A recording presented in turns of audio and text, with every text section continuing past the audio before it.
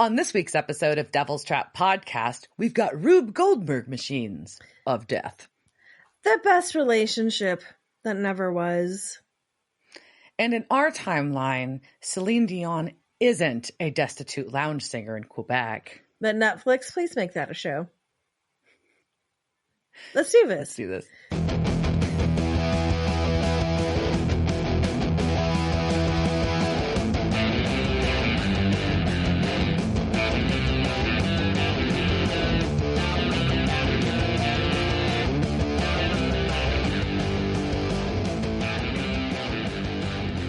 Welcome to this week's episode of Devil's Trap Podcast. I'm Diana. And I'm Liz.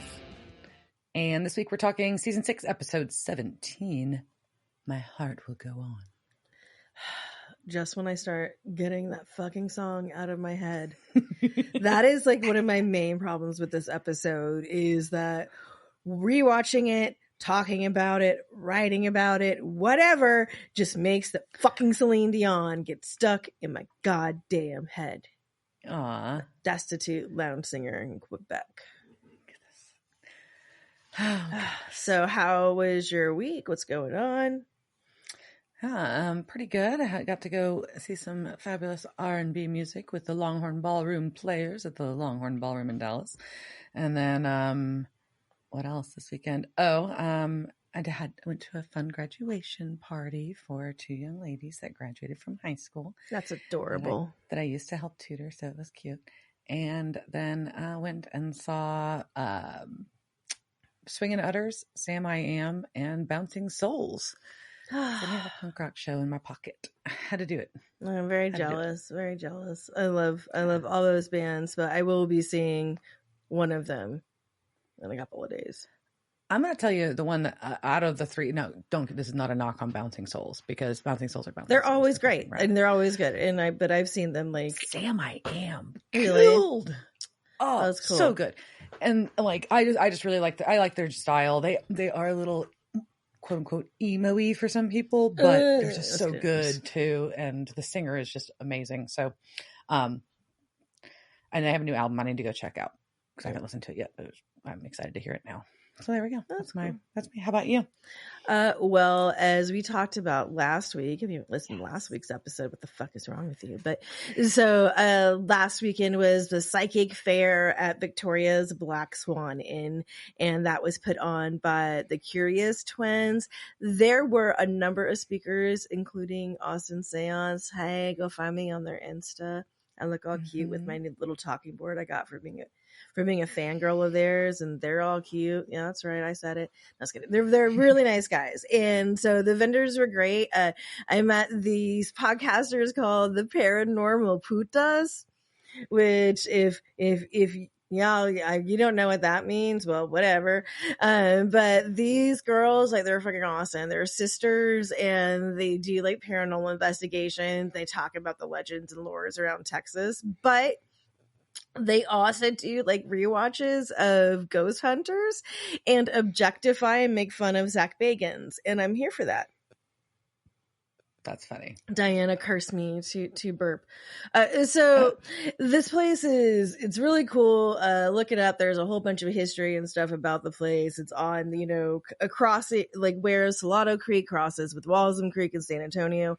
And so Salado Creek, everyone says it was like the highway, like of early Texas. So indigenous people, and then up to like when the lands were settled, would just like go up and down there. So, but because this is where the creeks crossed, and like there was a lot of like spiritualism and magic that were like done, like has been there for a long time, right? So UTSA, which is one of the universities there, like has done some excavation on the land and found out that it's a fucking like burial ground, like the shit like you see like in Poltergeist that we've talked about on this show about whether or not like these, burial mounds are actually cursed, and there's never been anything, but it's like, it does make it feel like extra spooky, right? And like, but also just really neat, right? The Battle of Salado was there. There's just a bunch of Texas history that happened on this place. Then plus, like on top of that, then you have this cool house that was really like built up by women, and then like is still owned by a woman. So there's just like kind of this nice feminine energy. And then there's all these like shops and shit, and like like supposedly like the entire place is haunted. And some stuff did happen over the weekend while I was there, like, but not to me. So I don't know. I went and sat in like the little psychomantium. I don't remember what the thing is called, but there's like a closet and it's spooky and they put mirrors in there and like you go sit in the spooky closet and then like I guess you can go into like a vortex, or I don't know what would happen if you put a cat in there. But like I did get to see a bunch of little young lads go in there, like teenagers who like thought they were all like tough, and then I liked watching like these young teenage boys be scared. It was kind of funny. But these other teenagers who were like kids, like they were like their parents were there. They were there with their parents, but they were these goth kids and they had goth parents and loved them. They said my hair was cool. So I feel as a middle-aged woman that I have made like teenagers said my hair was cool. That's like a level up, right? Like, there's something to that. I'm like, that's right. That's right. I'm so hip. Whatever. And the other thing that happened to be there, though, and I told Diana she had to wait to find out about this. And I was like, send her a picture of this card. And I was like, I will tell you what this means later.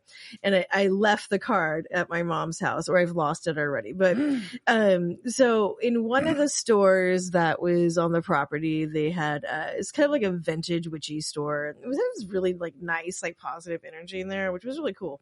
And I bought a trinket for a friend, and the woman who owned the shop was like, oh, I had all the customers this weekend. You get to draw a card from the goddess oracle. So she has this big old like bowl full of like cards, right? So I reach in, I pull my card out, and it's a Sheila Nagig. And Diana, like, I don't remember if you remember the picture that I sent you. Yeah. So basically the picture on this card is like, a crone. If you picture a crone, and she's naked and her breasts are kind of droopy and her just vagina is just being spread open by her hands, and just like, stuff is coming out of it. And it is definitely wide open. It is a wide open vulva. And, so I'm in the store going, hello, wide open vulva.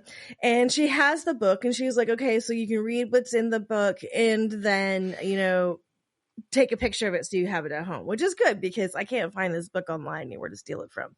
So I had to use like my pictures that I actually took of my camera. So, but the first thing you see on the opening is, so this is the card that's supposed to be about my life that's upcoming, right? And it says opening. I flash my vulva for all to see. I'm like, what? Excuse me? Liz. I'm like, I'm supposed to be doing what? And I'm like, okay, so just like, and then it says, I stretch it wide. I'm like, just escaping, just like right there. And then through that, the gateway that all comes through, the passageway to life. I say, come through my doorway, open yourself to what is. If you have something important, show it so everyone can see. Wow. Yeah. So, but what's really cool is, so I am a curious person. I need to know more about like what was just in the book and other things. So Sheila Nagigs really were these figurative carvings of naked women displaying an exaggerated vulva, and they're pretty fucking rad. Like that rad is what I meant. So, but basically, how you see gargoyles on buildings, like in there, you'll see, or other, like sometimes there'll be like the ugly dude or like, other things on a bunch of buildings, and it started in the 11th century in France and Spain. You started seeing these women on the sides of these buildings, but they typically kind of look more like that earth goddess that you like, every time like you had to have your archaeology class, like your intro to things. They're like, this is like the earth goddess we found from 7,000 BC. And it's just like kind of a woman with like a weird shape or whatever, and then like a giant pussy. Like that's pretty much what these things are, but they're just like all over buildings and they're really cool. And so right now Ireland has the greatest number of the surviving numbers of these. There's 101 examples in Ireland and 45 examples in Britain. like associated with fertility goddesses, because she her vag is wide open, and then of course like a lot of protection against evil, that type of thing. It's just like, hey, like we've got this cool goddess on here, this is why we put them on a building. But then the church, of course, was like, oh no, these are warnings against lust, because patriarchy, whatever. But the card, according to the book, it says Sheila Nagik. She grins at you provocatively and invites you to join her in her opening. Now is the time to open to new experiences, people, places, and things. Now is the time to begin new projects, forge new directions, venture out boldly. The universe invites you to come out and play. Hopefully, like in a warrior's voice, it's just like, come out and play. And it's like, perhaps you've had, this is where it gets a little weird, but I love this shit. So perhaps you've had to contract your energy to deal with the wounding, a grieving, an ending. Or you haven't felt it was safe to open up. You may have needed a time of seclusion for sorting out and focusing inward. And she is here to remind me that a period of contraction is followed by expansion and opening. It is time to nurture wholeness by interpreting what the stretching and expanding and opening will bring. So that's what my card meant. Wow. Yeah, that was a lot. That is a lot. It is. Yeah. You can take that in so many ways. Lots of ways. So many ways. I mean, though, I guess if you want to talk about it being like the stuff like about expanding your horizons and doing new things, you've got some fun stuff on the horizon. I do. So there's a lot of life changes that are happening again, because I always have life changes, but and there's definitely been like grief and all sorts of stuff. So like it's an apt card, but that's why I love these cards, so they could all apply to you in some way. Or it just means that I'm just gonna stretch my vulva out wide and just let all the world in. Just let it in. So welcome to my new OnlyFans.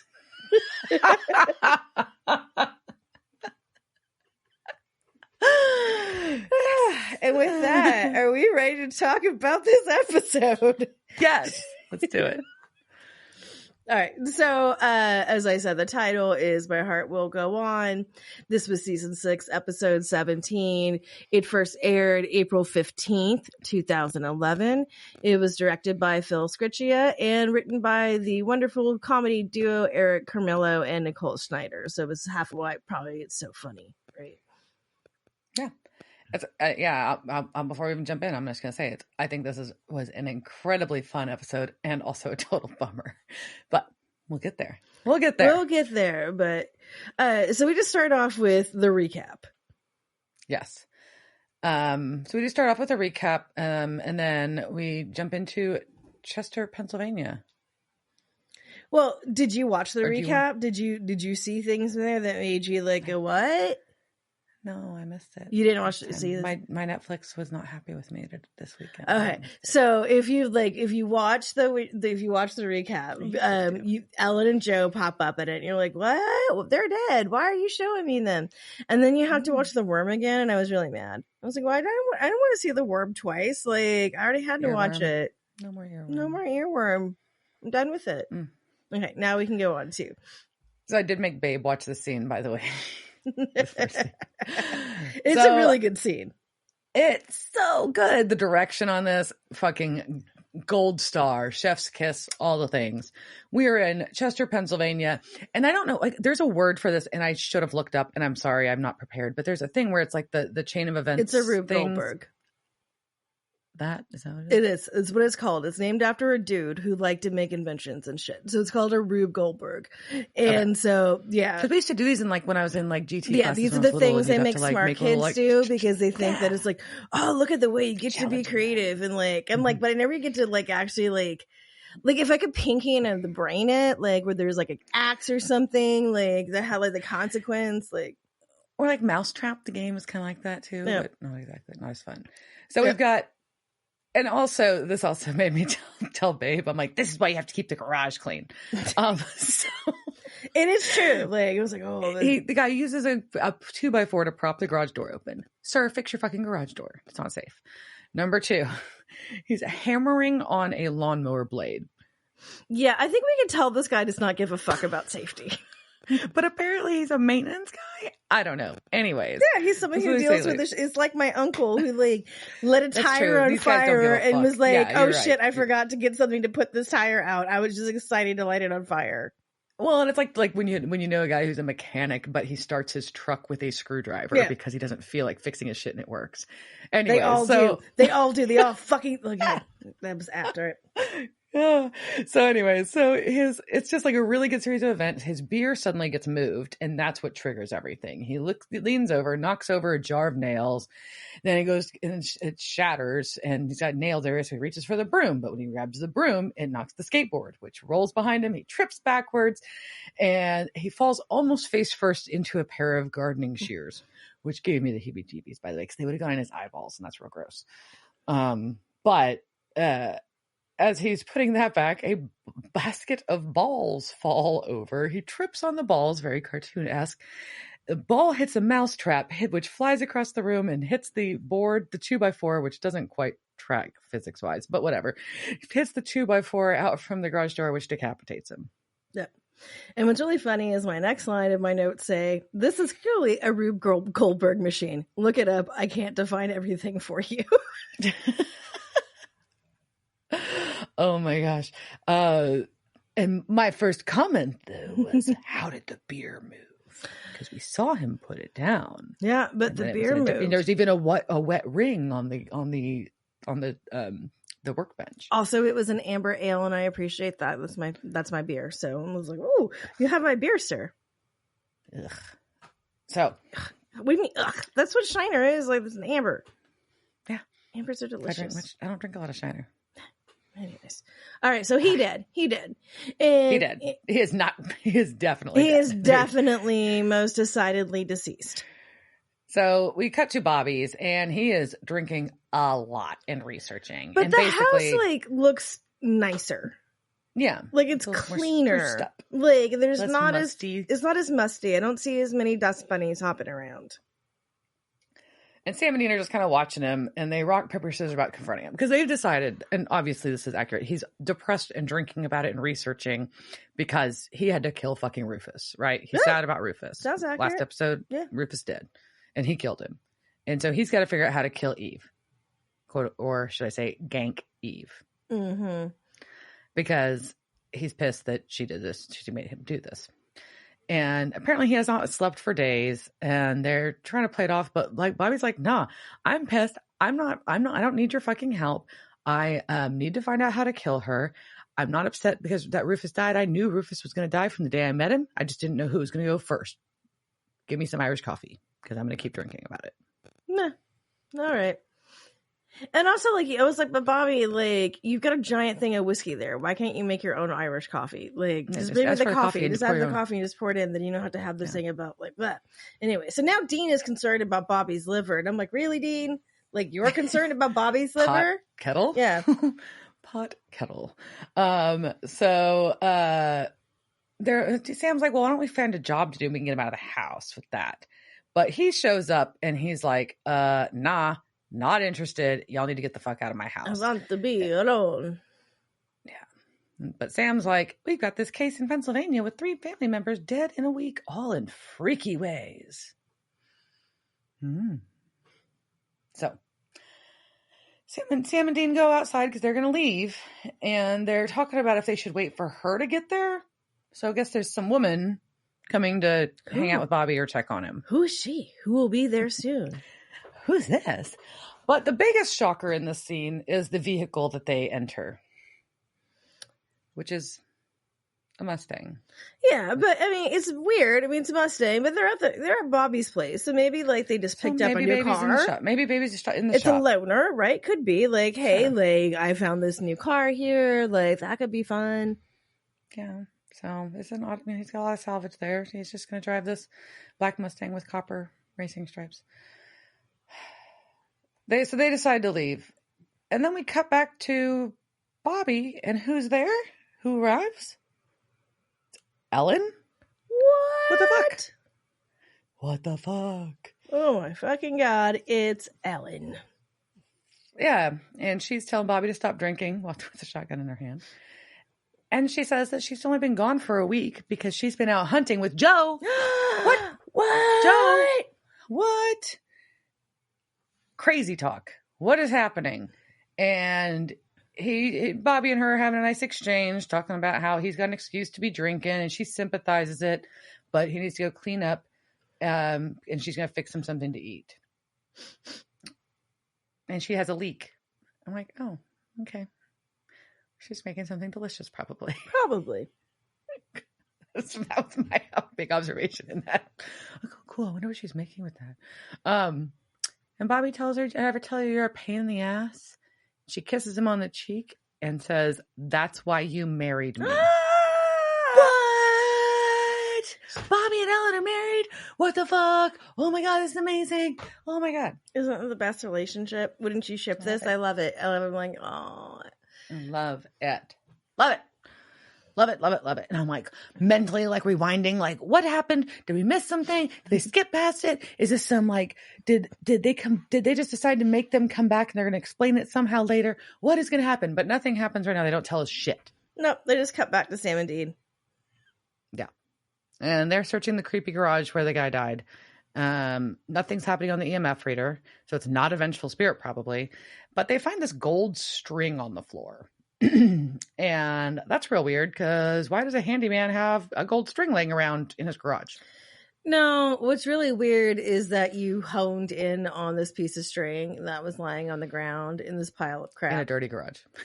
That's true too. There's a pile of crap and I see a string on the ground and not like, ooh, string. Ooh, gold string. You're like, oh, it's a shitty piece of tinsel. I'm like, or some yeah, shit that's that fell out of the exactly garage. who thought it was tinsel. I kick that away and I go look at other shit. True. Okay. But apparently Sam just is really attracted to it. But also at this point, we can start to see this in this garage. While it may be disheveled, there was lots of labels on the drawers, and I appreciate that. I need to know what size nails are in what size thing. So good on you, sir, for at least labeling your nails.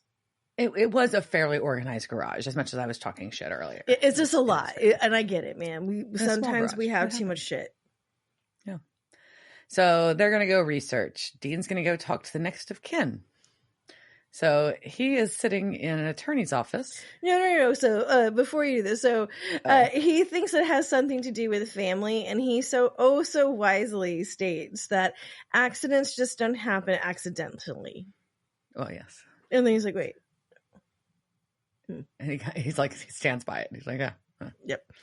And then I was like, how do they know who next of kin is? And I was like, well, maybe obituary. But I was like, you haven't looked at the family records yet, so how do you know? But then I was like, oh. Yeah. They seem to just find a lot of things out. Okay. I just assumed they researched that and found it on the road. Anyways. So we cut to his office. Yeah. And we've got an attorney on the phone in a suit talking about courthouse steps and a deposition. And this is Sean Russo, attorney at law, who seems to do a lot of personal injury in similar cases. Which, not to disparage an entire job field, but there's kind of a perception and reputation of those types of attorneys. Well, especially when they have a pamphlet and like the pamphlet has things in it, and then all I get on my notes just say lawyers, guns, because that's just the way it is. I think it's law, guns. It's just like these billboards that are especially like around. I saw them a lot in San Antonio this weekend. It was just like, I mean, yeah, it catches like, your eye, but I'm just like law hammer, things like that. Yeah, it's one of those guys. You know, not the one I want defending me.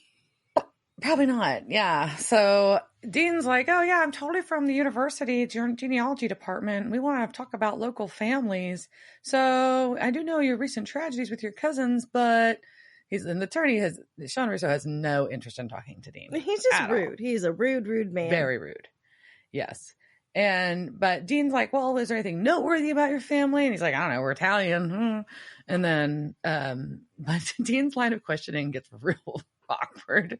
He's like, he was killed or maimed in a war, or something violent happened to them that could sully future generations. Did anyone own a slave, have ties to the Nazis, or piss off a gypsy? But the thing is like, if you're doing genealogy, I'm not gonna lie, those are probably the things you want to find. Like, not necessarily that like your family owned a slave, but like, you know, if you're doing genealogy research for somebody else, like those are the did you like just like, you know, the big things, not just like, you know, did you work in a shoe shine store? Like, nobody cares about that, right? But they also keep doing this great zoom in on his face, like every time Dean asks a question, he is like, you know, like, any ties to the Nazi party? Then it's just like zoom in on the what the fuck? Like, yeah, what the fuck is Russo's face says what the fuck through this entire scene pretty much. And then he's pissed, wants Dean to leave, and Dean then follows up with, your life is in danger. Yes, and it sounds very bad. Dean is being very bad at this. Very bad. Very, very bad. Russo thinks it's a threat. And Dean tries to reword and makes it sound worse until he gets kicked out. Yeah. So he's just thrown out. Bye. And so, you know, Sam is on the phone. Mm-hmm. Dean tells him about the ass hat and the shiny suit that he just met.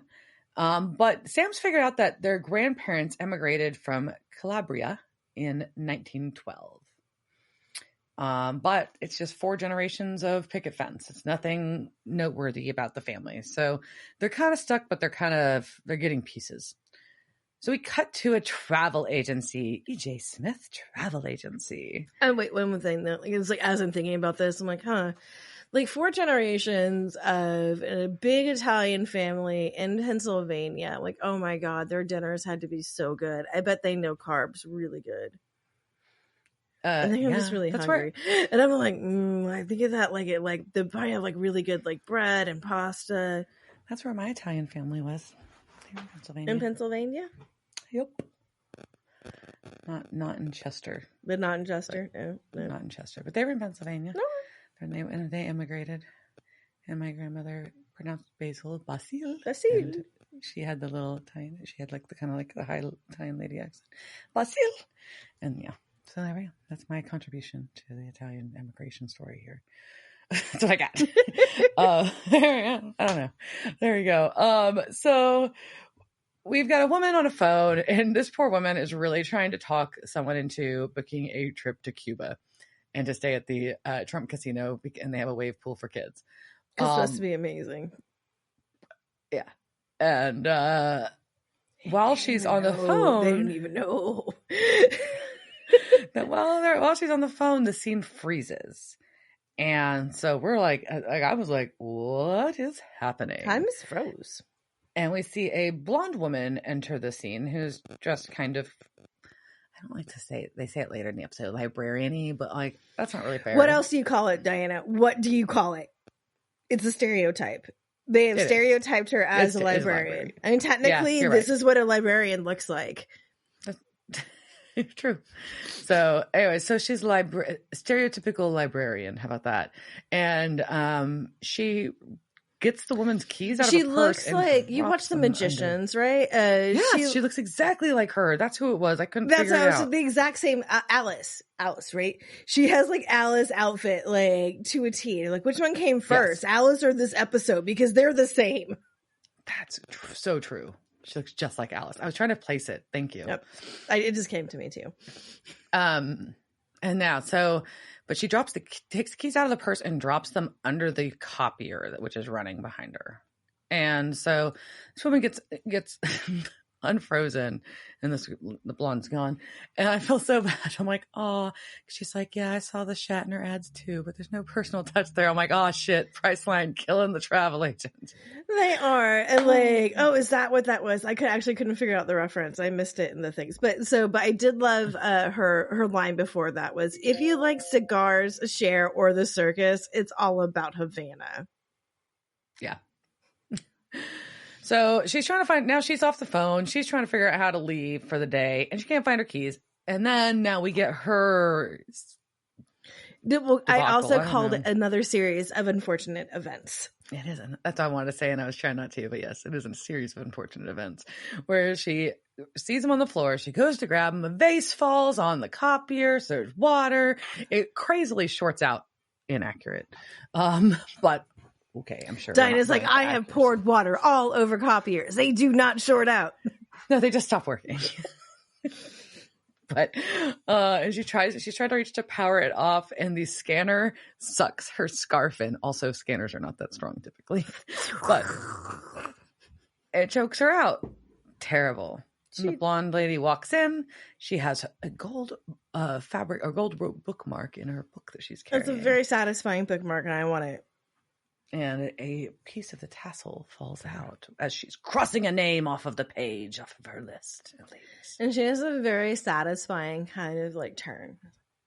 She feels very accomplished, you can tell. Like she's having crossing something off the list feels good. I know. We'll get to later why I like her. So, okay. So she does her satisfying turn and she exits, right? So, but then we cut now to Sam and Dean going through a house.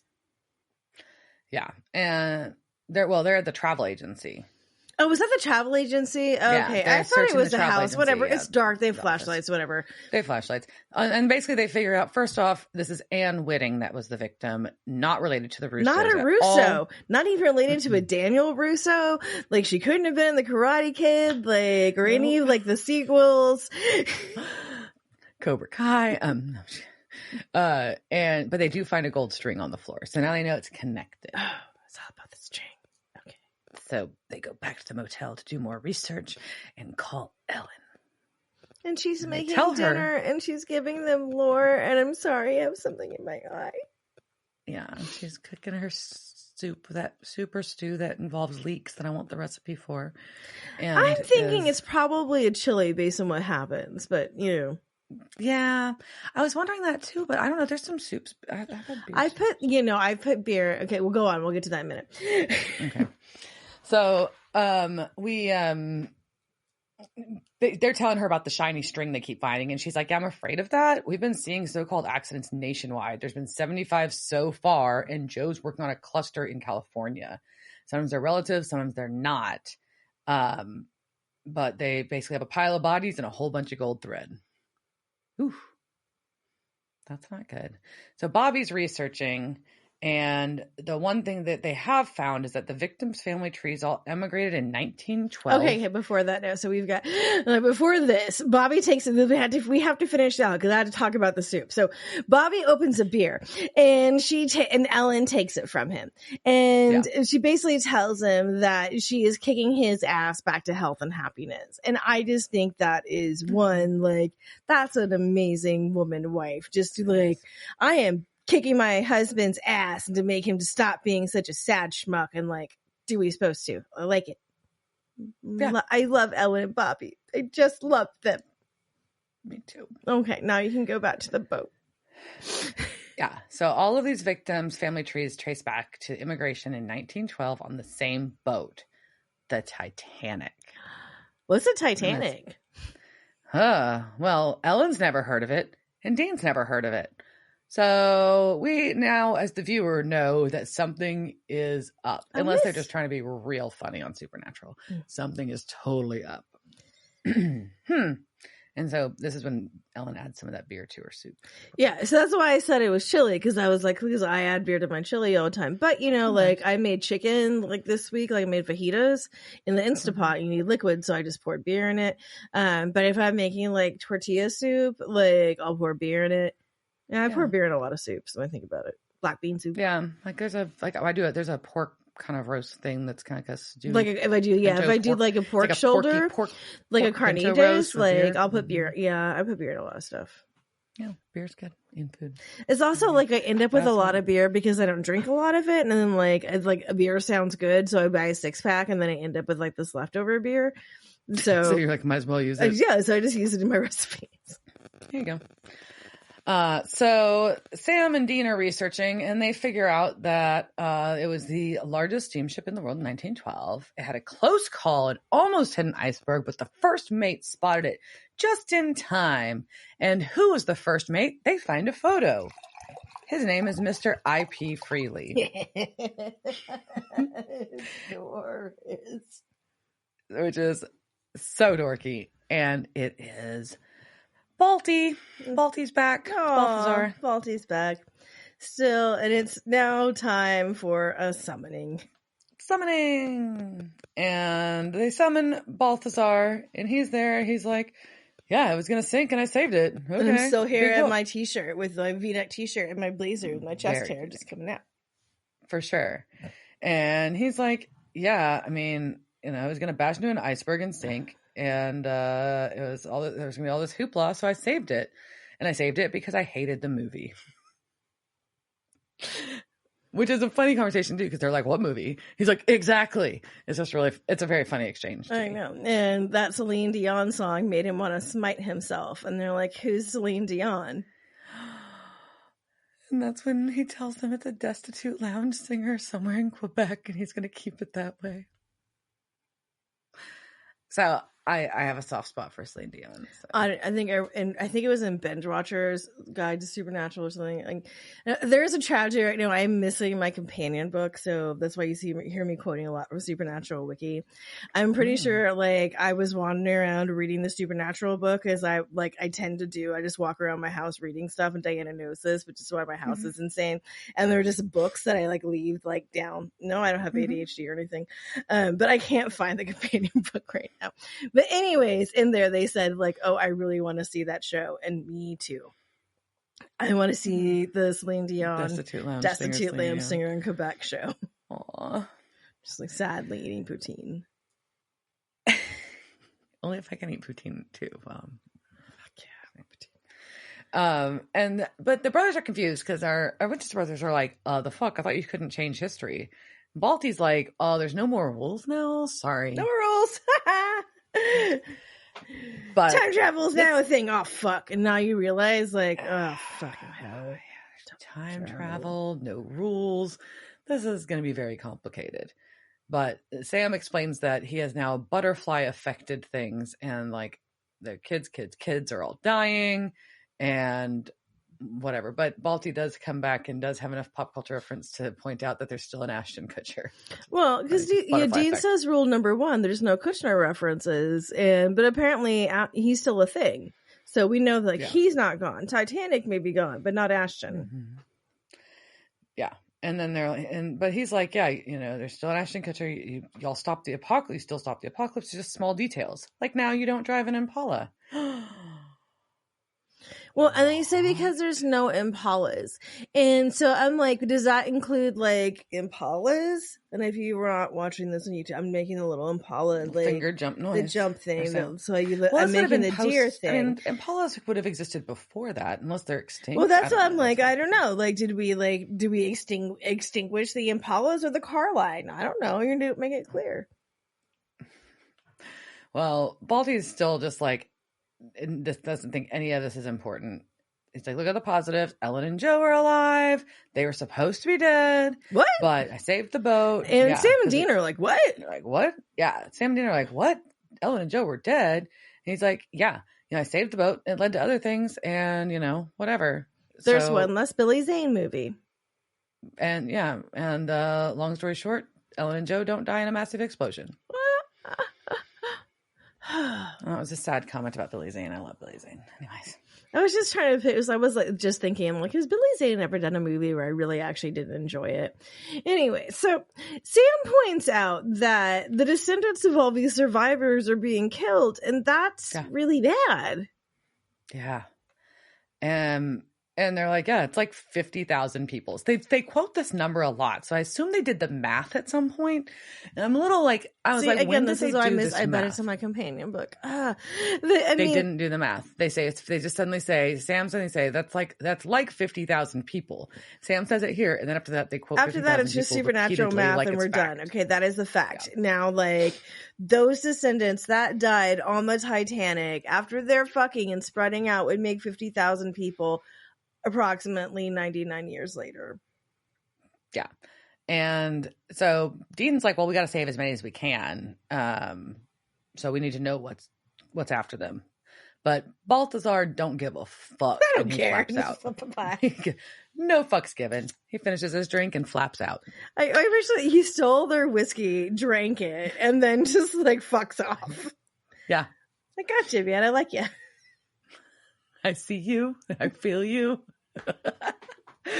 All right. So we cut back to Bobby's, but it's not just Bobby's. You'll notice the sign says B&E Scrapyard. Which is cute because it's like Bobby and Ellen, but it's also like breaking and entering. It is funny. So it's like crime. Oh. Mm-hmm. So they're explaining that, look, Balthazar unsunk this boat. 50,000 people who shouldn't have been born have been born now. And Bobby's like, oh yeah, this all tracks. We're up against fate. Duh. They're like, wait, what? And then Sam's just like, the fates in Greek mythology, and he's just like, nerd. And I'm like, yeah, because I would have said the same thing. Nerd. And so, well, actually, I probably would have called Sam a nerd, but I also would have said that. Oh, you mean like the fates like from Greek mythology? And then I would have like got into like a very sad thing about what the fates mean, which I may do later. Whatever. Okay, so moving on. So basically, Bobby's explaining, one spins out, a string of gold, the other one writes it down, and they're day runner of death. So Sam's like, well, how do we stop it? And Bobby's like, look, easiest thing would be just to resink the boat. And Dean's like, a hard line against. Oh, you do that, but he... So finally they have to tell Bobby about what that would mean, and that is that Ellen and Joe would be dead. Yeah, and so Bobby is emphatically on the side of not sinking the boat. Mm-hmm. He's like, look, we got to figure it out. And they show a really cute picture of him and Ellen in front of their sign. Yeah, and Dean's just like, man, he's bad enough with her. Can you imagine how he'd be if she was gone? Oh. So Sam and Dean have to figure out how to save 50,000 people. And they have no idea how to do it, but at least they know one person. So they're going to try to save the one they can, which is the good old ass hat and a shiny suit, Sean Russo. Let's go save him. So they try to they approach him as he's leaving. It's daylight. He's leaving his office on the phone. They're trying to like run up on him, and he does not even notice them, or he's ignoring them. But I don't think he notices them. But also, they're not approaching this well. They're not handling Russo well at all, and no wonder like he does not like them. But he's also an asshole. Yeah. But as Russo's continuing to walk away from them on the phone. Even in the beginning, like, he was helping an injured man out of the courtroom. Like, the first thing you see, and there's a guy who's got, like, a fake, like, neck collar on. And as he's walking, we do get a cutscene to a van being driven somewhat erratically by a guy who's having a hard time drinking coffee while driving down an alley. And... also feel it appears that he's I also feel this man. It's hard to drink coffee while driving, especially if it's hot, like, then you're like, oh shit, like, and like you want to wait, but you just really want the coffee, and then you're just like, I'm just gonna drink it, damn it, and then it's hot, and then you've got hot coffee on yourself. Yeah, I get it. I drink coffee on the way to work every day. And someone said you make the coffee at home. You're not picking it up from a drive-thru, which is you can control the temperature at home. That's true. It's very different. Let it cool down. I have my system where I let it pour it and let it sit before. See, exactly. So, anyways, the coffee spills. Sam and Dean are yelling for Russo to stop. Finally, he does, and he almost gets hit by this truck, but they pull him out of the way at the last second. So they think they've succeeded, even though he is not appreciative. He's a super at jerk. all. Super jerk about it. Threatens to sue them. And then steps out in the street and gets Regina Georged. He does. And it's just a lot of blood. Regina George is definitely not going to have this kind of amount of blood. No, because she didn't actually die. I just thought it was funny. You spoiled Mean Girls. Regina George didn't die. What? I know. Anyways. Sorry. So, yeah, it's like an explosion of blood. It's like somebody threw a blood-filled balloon. It's so ridiculous. So Sean Russo dead. He is. And Dean's highly amused by the fact that Russo's Justice Matters poster was on the bus that hit him. I am also amused by this. Sam says it's too soon. And yes, 6 seconds is too soon for this to be funny, but it's not. It's just not. But while this is happening, Sam sees a blonde woman in the window of the not yet open business across the street. So some business is getting set up to open, but didn't open yet. And well, he's like, in the script, they called it an abandoned restaurant. So they said coming soon on the outside. Oh, that makes more sense. An abandoned restaurant. Yeah, I get it. They're like brand new equipment. And I get it. So. Yeah. Anyway, so they're like, hey, it looks kind of like a librarian. And Dean's like, cool, let's go. No, Dean's like, what kind of librarian? And I was going to try to skip it. I know you were, but we're not letting him off the hook. And he's like, like my kind of librarian or your kind of librarian. And then Sam's just like, well, she had clothes on. And, but I'm like, well, librarians, like what? So Dean's like thinking like naked librarians? Like what? Well, okay. I mean, what? Yeah, it's real. It was weird. So Dean's like, cool, let's go confront her. We're going to go talk. And with his pistol. Maybe with a gun. Yeah, And so they're searching, and we get cut to and shows us several times that the clock is ticking the seconds away. And as they're searching with their flashlights, the clock and everything freezes. And we see hands frantically turning on the gas to everything. And I'm just going to say, this is an absurd amount of stoves for any restaurant to have. Just like turning on the knobs on like 30 goddamn burners. Like, what the fuck? What are they making? It's Fogo de Chao or something. I don't know. It's so weird. Ooh, and then just some open gas pumps. I'm going to Vegas in like 2 days, and I've already been like, okay, we're this time like we're hitting a buffet, and I want a steak. And then my friend was like, do you like have anything in mind? I'm like, no, like we're just gonna go, and like I want a buffet with crab legs because. Oh, that's another story. Your crown of legs. All right. Yeah. So, that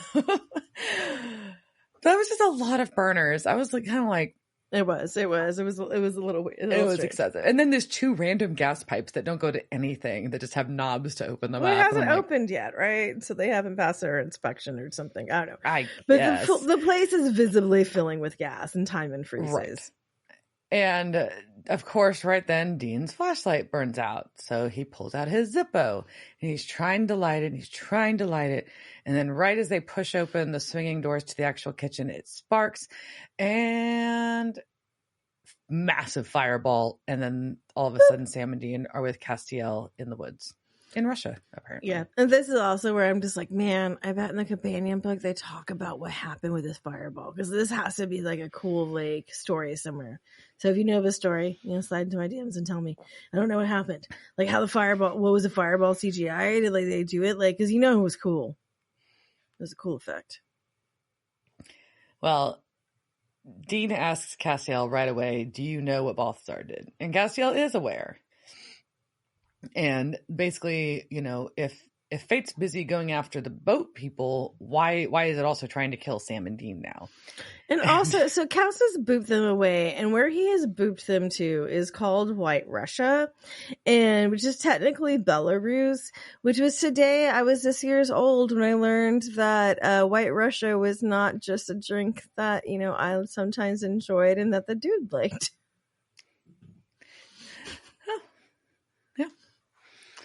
But he informs them, he said, I imagine she harbors a certain degree of rage towards you, which I think is a really funny way of saying that she fucking hates you. Yeah.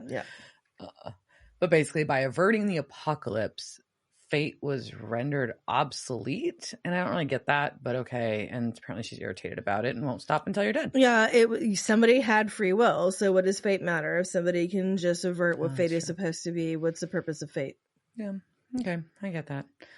And so basically they do have to kill her. And so good news, Balthazar has a weapon that will work. Yay. But I do like one exchange. Dean's like, you need new friends. And Castiel's like, I'm trying to save the ones I have. Yeah. But it's just like, sometimes in relationships you just have this fight, right? And you have to tell your boyfriend that you need to get a new set of friends, and he's just like, look man, like you're my friends too and I've got to save you. So they also decide like to draw fate out. They have to attempt fate. We're tempting fate. Yeah. So we cut to Bobby's house, and there's Ellen again. And she's on the phone with Joe. There's a bunch of more dead people on the West Coast. And you can see that Bobby's real emotional watching her on the phone. Ellen and Bobby decide to talk, and she's like, look, we can't stop fate. And the cleanest fix on this is to just sink the boat. But Bobby's real upset. He's like, yeah, but there's so many people affected that were loved and they'll be missed. And she's finally like, hold on. I'm going to beat it out of you. You're going to tell me because something's up. Because she's an amazing woman. And if her husband's lying to her, she's just going to beat the truth out of him. That's what you do. That's what you do. And so he obviously tells her while they sit and drink some whiskey. But so obviously he's told her, and her comment is, not just me, but Joe too. Mm-hmm. And she said, if it was meant to be, then whatever happens, happens. Which seems like a pairing of very lame statements. Yeah, well, Bobby gets very emotional, and he tells her that they need her, especially him. And then I'm just like, damn it, what keeps getting in my eye? I know. It's very sad. So sad. So back in Chester, we've got Sam and Dean walking around trying to tempt fate by acting natural and not. And so the cool thing, though, is we've got One Way or Another by Blondie playing. They shelled out the money for this one. We're very happy about this. Correct. And they are not good at acting natural and trying to tempt fate walking around. Because first of all, it doesn't work, but also they look so scared the whole time, and it's very funny. Well, because also, like, the things that are happening around them are not good. No. They almost get hit by some guy, like run into by some guy. They got a skateboarder almost hits them. They've got dogs barking and growling at them. There's street performers juggling hatchets and knives. And fire. And then fire. And there's a construction worker with a nail gun. And then right when they are like confused that nothing's happened yet, a giant HVAC unit is falling off of the roof towards them. Uh-oh. And yeah, we do the freeze frame right there. And what was really clever in this is when they show the HVAC, you can see their reflection of their faces in the metal on it. I was like, oh, yeah, that's well done. I appreciate that. Well done. Yes. Real close to their faces. And so who is there? Castiel and Atropos. And now we know her name. And he's like, he tries to compliment her, and she says, I look like stomped over crap because of you. And then Cass says the worst thing you can ever say to a boss bitch when you fuck up her job. He tells her to not get emotional. And I literally, like, I can feel her rage because I felt her rage, and I just wanted to crawl through her skin and grab his fucking head and smash it. Because you know what she did? You fucked up her job, dude. That's what she did. She's just trying to get shit done. And you done fucked it up. And she's done. She's done with your shit, Cass. Because he and the circus clowns, aka Sam and Dean, ruined her life. She had a script. She's good at her job. But the day of the prize fight, threw out the book. And Castiel's like, but it was for freedom. She's like, this is chaos. And yeah, she needs to know what happens next. That's what she does. God's like, sorry, but that's just not really, your services aren't required anymore. So that's the gentle firing. But she's like, nah, Titanic was the last straw. I don't buy Balthazar's movie story. I think that you sent him back for the souls. 50,000 new souls for the war. Oh no, this got a dark turn. Yes, also, but she is now clearly picked up on Diana's. This is now 50,000. But then she yells at him. It's all about the souls. And you just can't mint money, Castiel. You just can't mint money. You just can't. Okay. Can't you? Don't we do that? All we do. It's all we do is can we? Atropos goes to Washington. You can't mint money. Like, that's cool. I'm just going to make up my own other money now. Now I have new money. It's called cryptocurrency. Would you like some money, Atropos? And she's like, it's not real. None of it's real. Okay. Oh my gosh. I don't think that was the intent of this line, by the way. They didn't even know. They didn't know.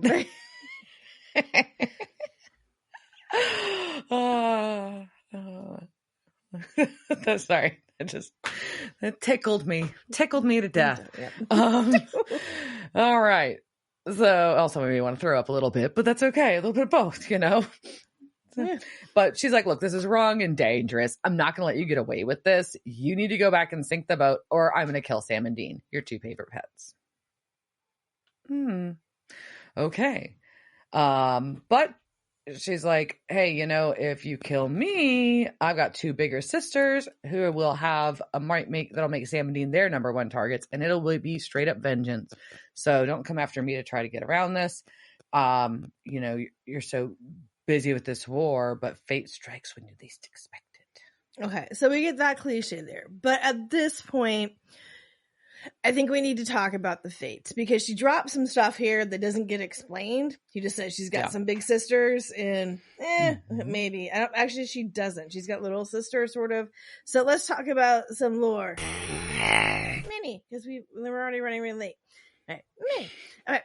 Mini. All right. So in Greek mythology, the Fates actually kind of have more power than gods. They're often known as the Morai, Morai, and that means share or portion. And typically you're seen as basically this trinity of goddesses. Sometimes it's maiden, mother, crone. Sometimes they're all crone. They do not share an eyeball. Thank you, Disney, for fucking that one up. Those were the Grey sisters. I don't, oh no, like Disney just made up stuff. What? But it's also like that, like mythology wasn't made to begin with. Anyways, so within most of the Greek mythology of it, there's three sisters, and so it's when a baby is born, you get Clotho. And this Klotho, or with the CL. Sometimes she's Clotho with the K, and sometimes she's Clotho with the C. And so she's the spinner. And basically, she spins the person's fate, or whatever's fate. Like, it could be a god or whatever. And she spins that on her loom, and she's got the book of fate. And so she decides when someone's going to be born and what their circumstances of their birth is. And she's often portrayed as a maiden, and there's a relief on her on a lamppost outside the U.S. Supreme Court. Yikes. Okay, so the second one is Lachesis, and she is basically she determines how long someone's going to be alive, and she gets a staff and a globe that she uses to chart people's faith on. She's often kind of the mother, so she also determines the destiny of a person. So she also sometimes has conversations with souls of the dead, like, so she'll be down in Hades and be like, hey, you're going to come back? What do you want to come back as? Like, do you want to be like a human? Do you want to be like a chipmunk, platypus?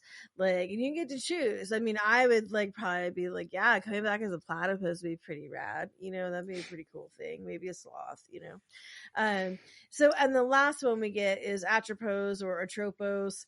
She is the inflexible. She chooses a time of death, and she's the one who's got the scissors, so she snips the thread of fate. She's usually the crone, and sometimes kind of bitter, so we can see that in here. There are versions of the fates in just almost like, I want to say almost every culture, but it's not, but like a lot of other cultures, right? So in Norse mythology, you have the Norns. They weave fates, and they're also like a lot of times they're weavers too, right? And usually they're being depicted as this triple goddess. So part of that, is just one, bitches rule.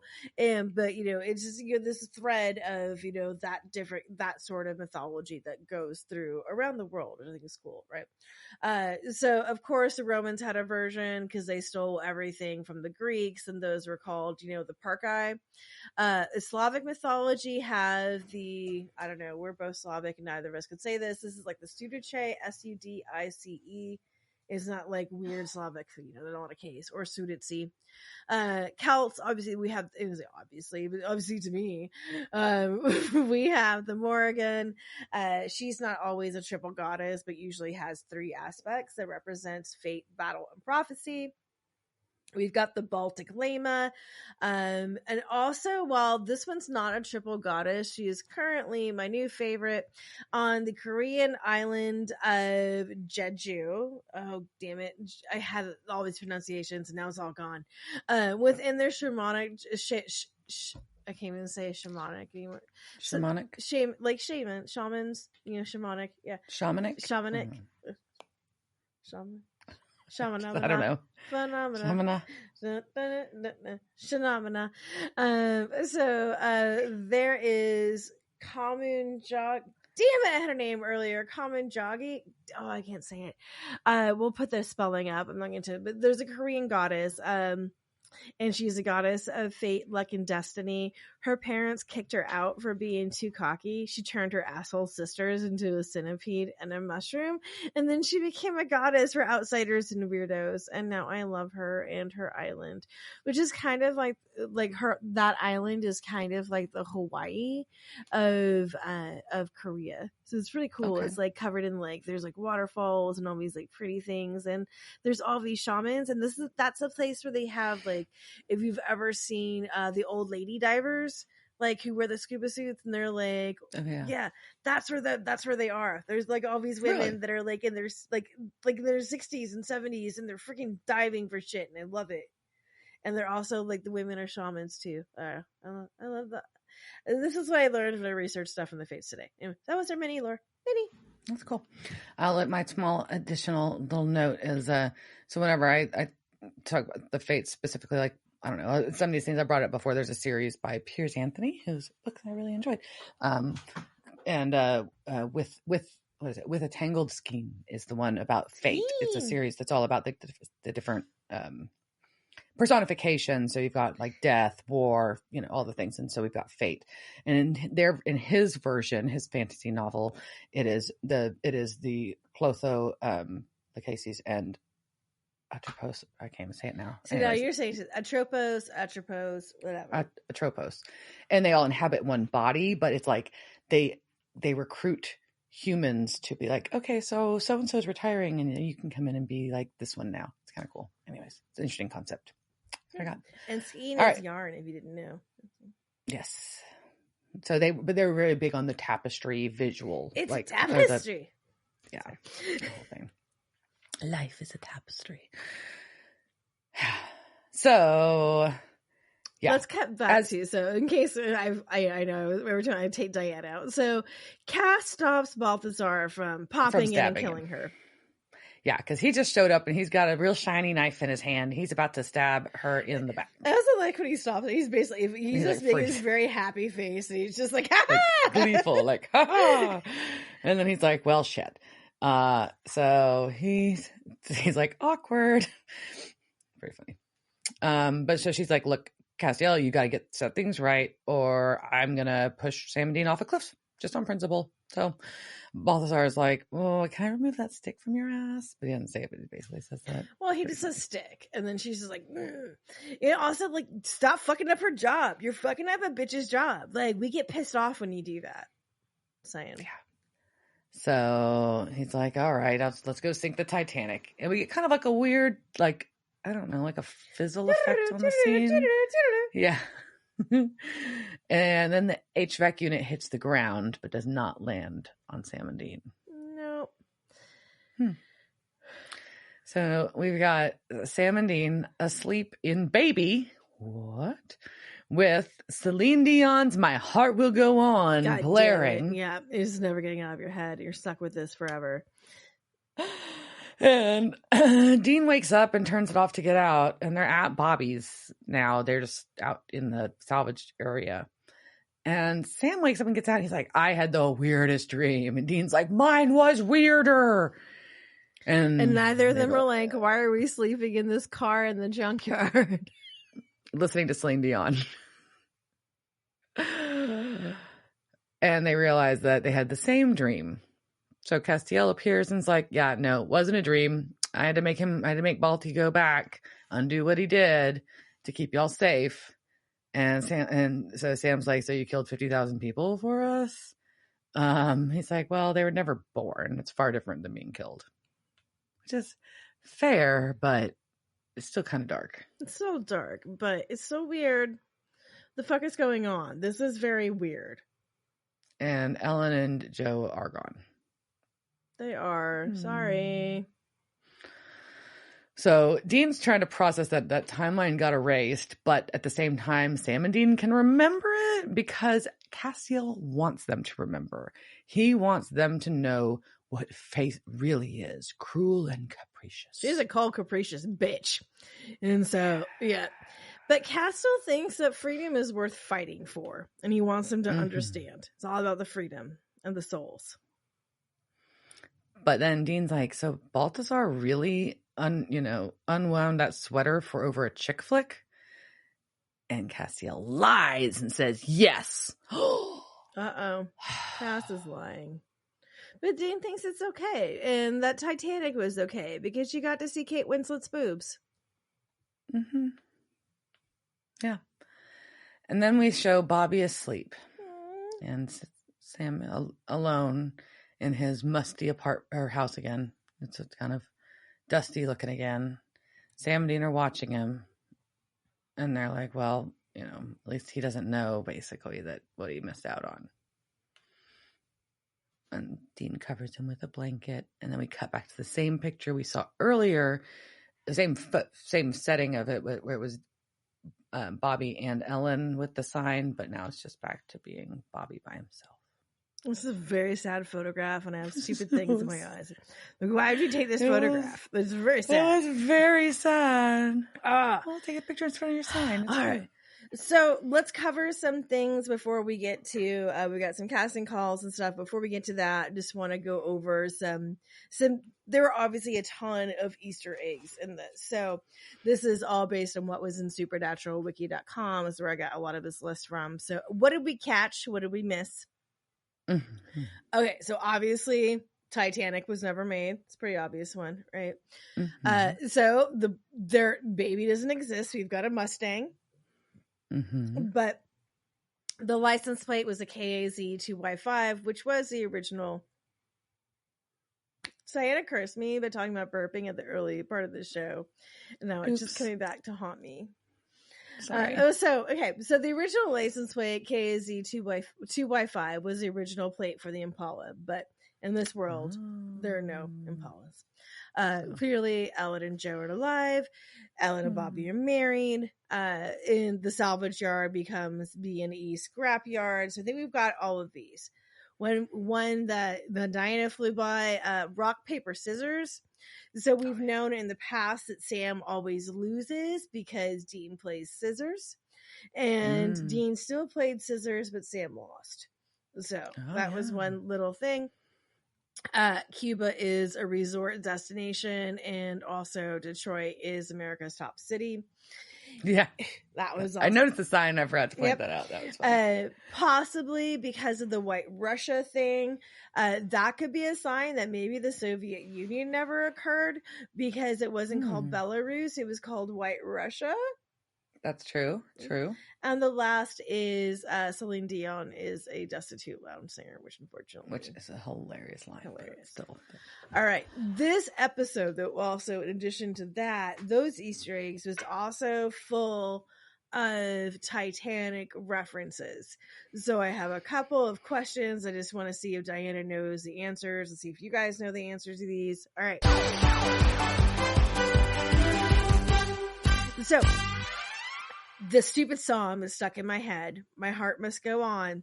It was originally released in 1997. It won a buttload of awards, including Grammys and the Oscar for Song of the Year. It did not, however, win Song of the Year at the critically acclaimed MTV Movie Awards in 1998. Which of these movies did? Was it Men in Black by Will Smith from the film Men in Black? I Believe I Can Fly by R. Kelly from the film Space Jam. Yeah, was it? Space Jam. I'm just leaving that there. Was it number 3, How Do I Live by Trisha Yearwood from the film Con Air? Or was it Journey to the Past by Aaliyah from the film Anastasia? Aaliyah and R. Kelly were nominated in the same year for. That's crazy. Okay, anyway, so what was song actually won? I am torn. I'm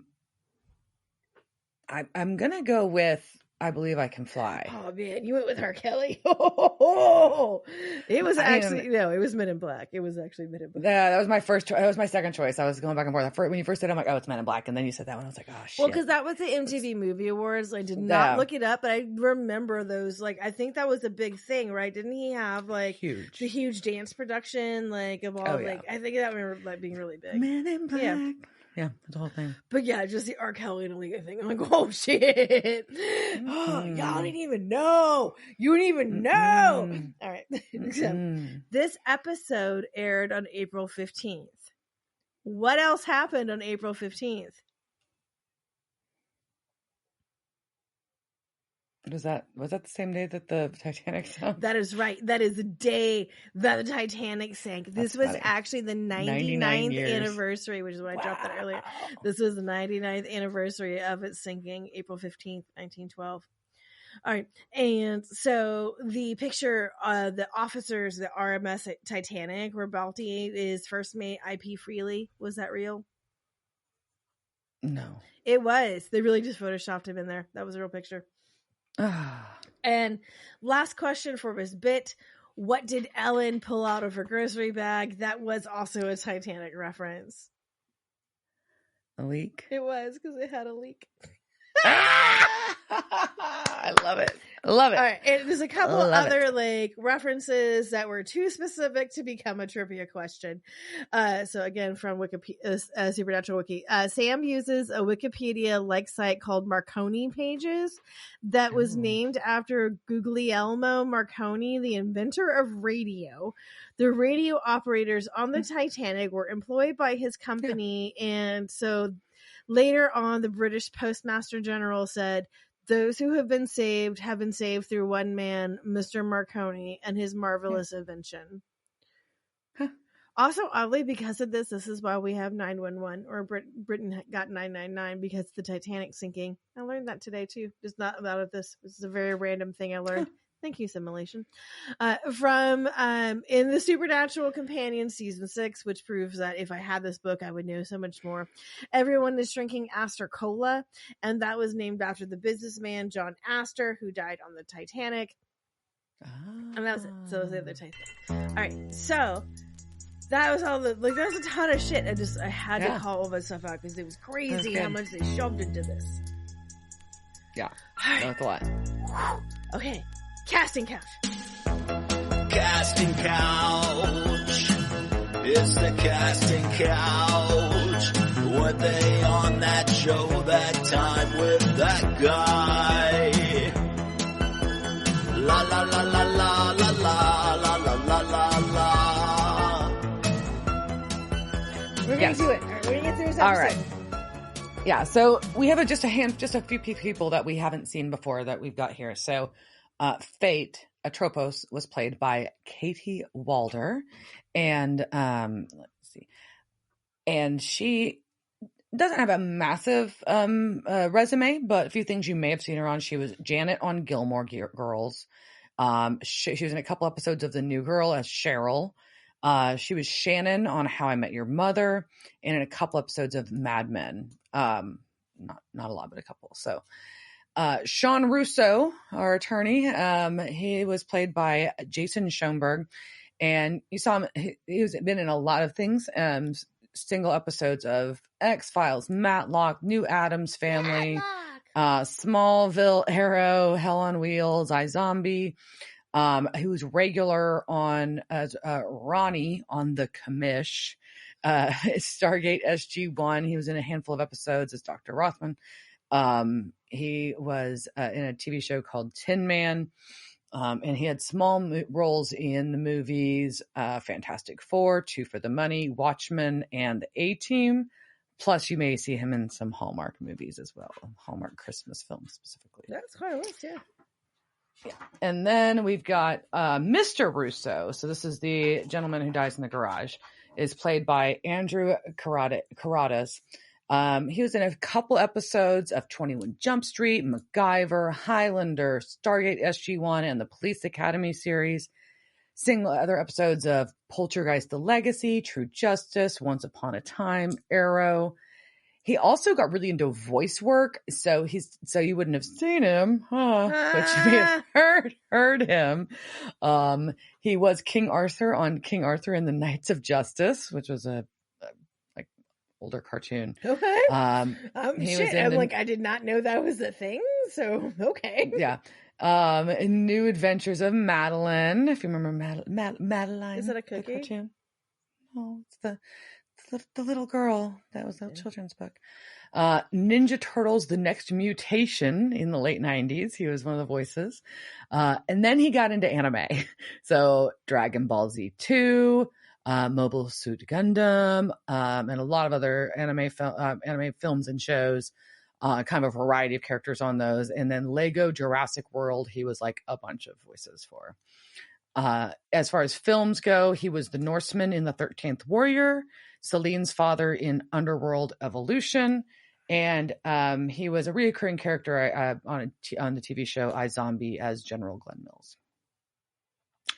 And then last to note in this episode, Anne Whitting, our travel agent, was played by Jill Morrison. And the most important credit to her, and they list it first, and God bless her, was Crying Girl in Mean Girls. Oh. And you can picture that, can't you? Can you picture which one she is? Yes, I can. In the hallway? Yeah, in the hallway, yes. You know which one she is. Yes, exactly. I can see it. She was in single episodes of 4400, Smallville, Hellcats, Fringe, a series of unfortunate events, funny enough, which, by the way, we now have a Mean Girls reference and a series of unfortunate events reference, and she was in both. There we go. Thank you, simulation. We all got it. I just thought that was hilarious. Van Helsing, she was in a couple episodes of iZombie also. She's also had a lot of small roles in quite a few films, though. She was a mom in Tooth Fairy. She was on the bridge crew in the movie 2012, which, funny enough, came out in 2009 about the world ending in 2012. I just was processing that as I was reading about it. She was an ad agency. What if it did? Oh, it is that's simulation. She was an ad agency exec in Step Up, All In. She was a background character in Big Eyes. She was also Dorothy in To All the Boys, P.S. I Love You, I Still Love You. She's been in several Hallmark Christmas films, and they also have a movie series called Signed, Sealed, Delivered, and she's consistently been in all of those. Plus, she was Jo in Reba McEntire's The Hammer. What? There we go. The Hammer. It's like an hour-and-a-half long film. Oh, I don't know God. if film's the right word. Movie? Maybe that'll be available for viewing on my plane because I'm flying Southwest. And maybe that's one of the movies they had bought. So yeah. Well, yeah, that was actually a lot for those four little people. It was. That's why I was just like, oh, wanna. Okay. You ready? You ready to talk? Yeah. I mean, like, we kind of started off with this, and I'll just stand by what I said. This was a really fun episode and really fucking sad. Like, no. Yeah, it just, man, I love Bobby and Ellen as a couple. Yeah, it sucks when they like present like could have been a possible outcome for these characters, like, but fuck you, fuck, man! Like, oh my god, yes, they should have been a couple. Why is it? And also, like, I feel like season 6, like, as much as you complain, like, Jim Beaver needs a goddamn Emmy for this season. Like, if you watch, and Diana, because her Netflix missed the part of the recap was also besides the worm was Bobby doing his acting like as he was possessed by the thing that Eve made. Oh yeah. So we have like that episode, like he's all like, I'm possessed by a worm, and then like this episode, he's like, I'm in love with Ellen, and I'm still a mess, and she's helped me. It's heartbreaking. It's fucking heartbreaking. Yeah. And also the fact that Joe didn't come back, I assume again, it's probably in my book. I bet you anything. It's in that book. It tells me exactly why. I'll find it. When I'm moving in a few weeks, and I guarantee you'll find it. So at some point. Like, I don't know where it is. It's gonna be someplace really stupid. Well, yeah, I think I think the concept of Titanic was a super interesting theme to go with. It was so brilliant. It was fucking brilliant. Like, really the whole idea was, and it's the butterfly effect, kind of, which not just to say that, but like that kind of impact, and then but also weighing the lives. But are they actually? If you actually go back and undo it, are you actually killing them? Or are they just never born? And like all this stuff, like it's a really fascinating concept. Gold star to the storyline concept. Well, gold star to the Titanic part, especially because the movie. You have these souls that are created, and then they're taken away. Do they like? I don't know. There's a very philosophical thing, right? Like so, but they don't exist in that timeline, though. I don't know. There was time travel is stupid. Time travel is stupid. But I think like the souls as currency for the angel, the war is gross and sad, and also now Cass is lying to them. You can't lie to your partner, Cass. You just can't. Like, honesty is the foundation of any good relationship. And I think we're seeing problems with you and Dean right now. I think we can see this. Like, you're just not talking. You're not telling each other the truth. You're just leaving things out. And it's not healthy. Sure. It's not. They shouldn't be withholding or lying like that. Because he doesn't just withhold. He straight up lies. Yeah, he straight up lies. And so that obviously is points us that something else is going on. But, so also this was episode 17 of season 6. Which also, what the fuck is the theme of season 6? Have you even figured it out yet? No. Yeah, I know. But you haven't figured it out. Because it's fucking season 6. This is one of the things I don't like about it. It's episode 17. What the fuck is the theme? No idea. Besides, straight like, chaos. we've got like Sam battling like his wall, right? But this episode, he seemed fine. They didn't even mention it. He didn't even come up. Fine. Did not come up at all. Season 6. Very confusing. It seems a little disjointed. Yeah. But again, like the problem is like this episode is still brilliant. It is. I'm not mad at it. It's just weird. Behind it is fucking amazing. It's so well good. Written. It's hilarious. It's clever. Yeah. It just it's but still at the same time you're like, what the fuck just happened? Why did we watch this? Like what? Like this has to mean it's just like a reset right? back to zero. It meant nothing other than now we know that all we know now. Like if basically this episode undid itself.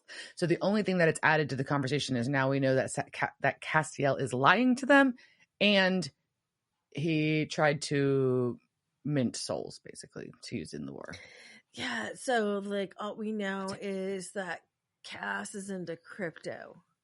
And when someone starts getting into crypto, like, you just can't talk to them anymore. They're no longer your friends. All right. So, on that note, I think, is there anything else you want to add? No, that's it. All right. I think with that. Cheers, Jerk. Cheers, bitch. Devil's Trap Podcast is a Don't Get It production. Meow. Devil's Trap Podcast is part of the Ship It Studios podcast network. Thanks for listening to this week's episode of Devil's Trap Podcast. You can follow us on Instagram at Devil's Trap Podcast, Twitter at Devil's Trap Pod, or you can email us at devilstrap@devilstrappodcast.com. Don't forget to subscribe, leave reviews, and share with all your friends. We're at all your favorite podcast outlets and at devilstrappodcast.com. I'm Babe. Thanks for tuning in, and we'll see you next time.